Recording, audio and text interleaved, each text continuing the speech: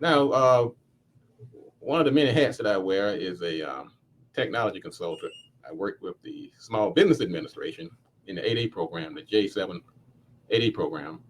And in that role, I've been charged with the responsibility of helping businesses in the program stay on top of technology, either through social media, web presence, and things like that. And so, what I've also discovered that a lot of people, whether you're in the 8A program or not, you're struggling with some of this technology. Now, of course, I can't cover everything in this short period of time, but I'm going to just touch on some of the things. So what I did, I took some of the acronyms you're going to run across, because many times we see these acronyms, we just brush over them and say, man, I don't know what that means. Maybe somebody's going to tell me later on, and you go back, you bookmark it, tell them go back and look it up, then you never do, then it pops up again. You say, oh my God, let me look that up. So I'm just going to give you some terms that you need to know. Whether you're using technology or not, when you hear it, you need to have some basic understanding of what it means. First one we're going to talk about is API. That's not Associated Press. It actually stands for Application Programmers Interface. Now, if you have a website, and let's say you have something like PayPal or MailChimp or ShipStation, and you want that website to talk to another third-party program, you want to bring that information from that website into your website. Now, if you have like a PayPal regular standard account, you don't need an API. You just really, when you click that button, you're just going over to PayPal. But let's say you want to bring that transaction into your website, you need some type of link. So there's an API code generally that's generated on the application side, and you take that code and put it on your website, and now they are connected. So let's just say you have a MailChimp account, and right now you sending out your MailChimp. Every time you get ready to, you got a form on your website, but instead of now you got to take that information from the form, then you got to go over to MailChimp and type it into MailChimp. You're creating extra work. Through API, you create yourself a regular form. Let's say you have WordPress website. You do the contact form 7 and download the MailChimp app and use the API code that's generated on the MailChimp side, put that on your website. Now, every time somebody completes that form on your WordPress website, it automatically populates your MailChimp account as well. Cuts out a whole lot of work. So that's the first one, API. Second one I'm going to talk about today is CPC. CPC stands for cost per click. In this digital age, you're going to be buying some advertising. Well, at least you should be. You can't, that organic efforts are going to take you but so far. So you're going to have to at some point buy some advertising. So advertising is usually sold one of two ways, either CPC, which is cost per click. If you're doing Google advertising, you're paying for each click. You put some money in the account, and each time somebody clicks on that ad and comes to your website, Google charges you that predetermined rate. That's called CPC. Another acronym in that same realm is called CPM. CPM stands for cost per mille, M-I-L-L-E. And M-I-L-L-E is a Latin term for 1,000. So for cost per mille, it's usually you're selling impressions. You didn't do any click, you didn't click on the ad, but they're promising you that a certain number of people are going to see it. It's going to show up on their feed or somewhere on the internet. And so they're charging you CPM, cost per mille. Another C word is CMS. CMS is a website term, stands for Content Management System. Right now, most websites are built on a CMS platform, either WordPress, Drupal, Joomla, Wix, Weebly, Web.com, Google, or whatever. They build a CMS. CMS, Content Management System, means that the website can usually be operated by the owner. It's built on a user-friendly platform that's in the cloud. It's dashboard-based. You log into your dashboard. You can add pages, make updates, and so forth. And many website designers right now, they build these websites on the CMS platform with the understanding that at some point, the owner may want to take possession of that. That's CMS. Another word you may want to be familiar with, you've seen it, you know what it meant, is DCIM. It's an acronym. If you ever have an old telephone sitting around and you're trying to get that data, and we've seen a lot of this, I guarantee you right now, many of you under the sound of my voice, you got about 5 or 6 old cell phones sitting in a drawer somewhere with information on it that you say, how can I get it off? Well, what you want to do is take that old phone, plug in the cable that came with it. You may have to find the box that it came with. If not, you can go to Amazon or someplace and buy that cable, connect it to your phone, and plug it into your website, into your computer or laptop through the USB cable. And when it does, it's going to open up a folder just like it's an external drive. And in that, you're going to see a folder called DCIM. It stands for Data Center Infrastructure Management. And usually in that folder, you're going to find all those old pictures and videos that you was wondering how you're going to get off your phone into your computer. That's DCIM. Another term I want you to be familiar with is KPI. Stands for Key Performance Indicators. When you're doing social media, if you're doing Facebook, YouTube, whatever, they give you data, they give you insight, they give you statistics, analytics. And on social media, you want to make sure you're going in the right direction. See, every activity is not going to result in a sale. So what you want to do is make sure you're going in the right direction. And you do that by looking at KPIs. We call those indicators. If you're getting more tweets, you get more likes, you get more shares, more comments, more engagement. That means the indicators are saying that you are moving in the right direction. If they're going the wrong direction, you need to change course. Next word I want you to be familiar with is LTV, lifetime value.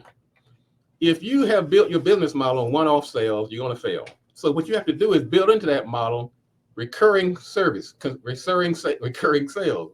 We call that the lifetime value. So the lifetime value is how much money this customer is going to spend with you over a year. In general, I mean, it really means forever, but we just kind of round it off to a year. LTV, lifetime value, not LTD. That's Jeffrey Osborne. That's the group. People that look like Jeffrey Osborne. But LTV stands for lifetime value. Let's see. POP, POP. POP is not your dad. Well, POP may be your dad, but POP is also an email term, stands for point of protocol. It's called Post Office Protocol. It's an internet standard that defines an email server and the way to retrieve mail from it. Another is cousin called IMAP, Internet Message Access Protocol. Now, why do I bring that up? Because many of you get your cell phone, you get your iPhone, and you say, how can I bring this mail into my phone? Now, I'm not going to get in and give you instructions on how to do it, but what you can do, get on usually the provider, let's say it was Google or GoDaddy or even my company, Gatewood, there's usually a help button. If you go to that help button inside your desktop, there's usually a download or a page that shows you how to configure the POP, the IMAP, the SMTP to configure it for your phone. And if all else fails, call the line of the company that's selling you the internet services, and they can usually walk you through it. If you're trying to move large files around, you cannot move a file, generally about 15 to 20 megabytes is about the most you can send through email.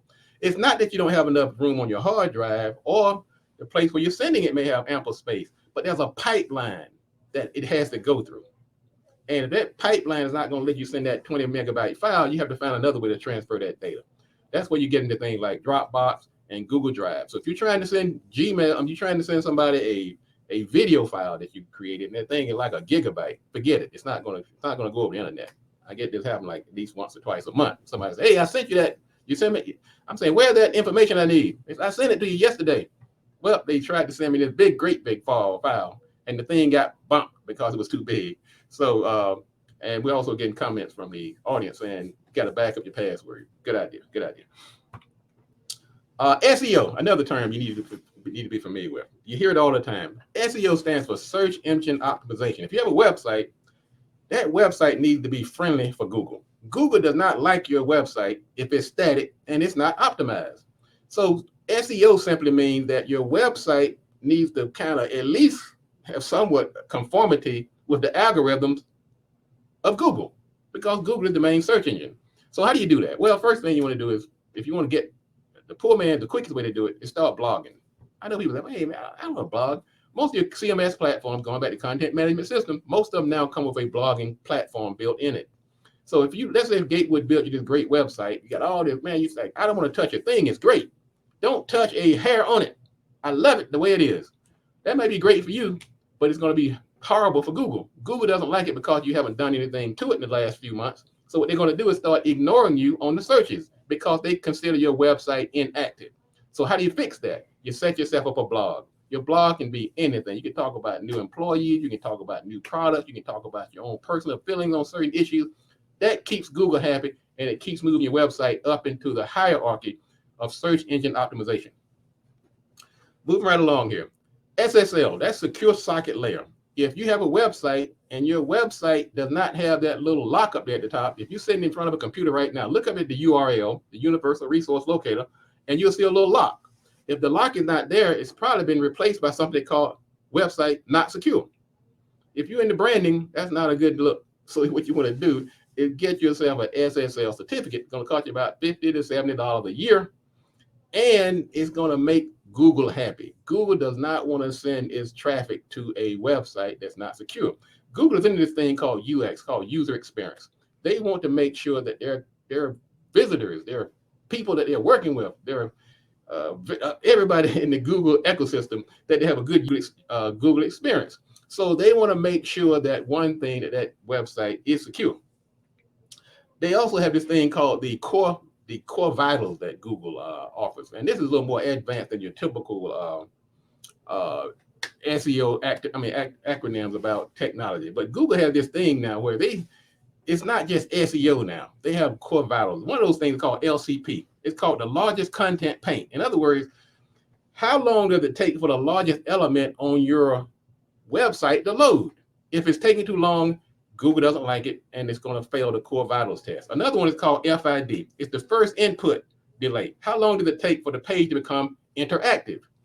Another term, it's a little high tech, but these are things you need to at least be aware of as to why your website may not be coming up in the Google searches. Another one is called the CLS, cumulative layout shift. In other words, when you're bringing that website up, how long does it take for things to start moving around on the page? Google is taking all of these things into consideration when it's deciding who's to put at the top of the food chain in the search hierarchy.